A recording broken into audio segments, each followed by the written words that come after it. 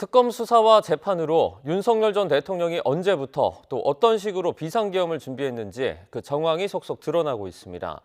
특검은 윤 전 대통령이 취임 반년 만에 비상대권을 언급하며 비상계엄을 구상했고 무인기 북한 투입 등을 통해서 계엄의 명분을 만들려 했다고 봤는데요. 외환 혐의 공소장에 담긴 내용을 이경국 기자가 정리했습니다. 취임 반년 뒤인 지난 2022년 11월 윤석열 전 대통령은 국민의힘 지도부와 관저 만찬을 진행합니다. 지도부가 구성된 이후 처음으로 대통령님과 만찬 자리를 갖게 됐는데요.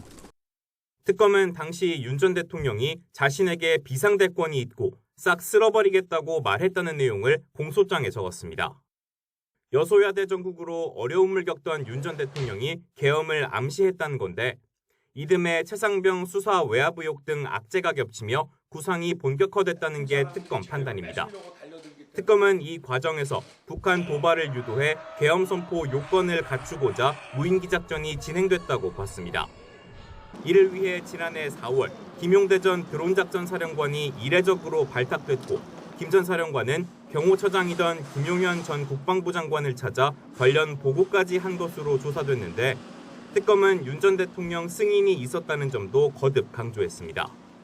지시에 따라 지난해 10월 3일 처음 실행된 무인기 작전은 다음 달 19일까지 10차례에 걸쳐 이어졌습니다.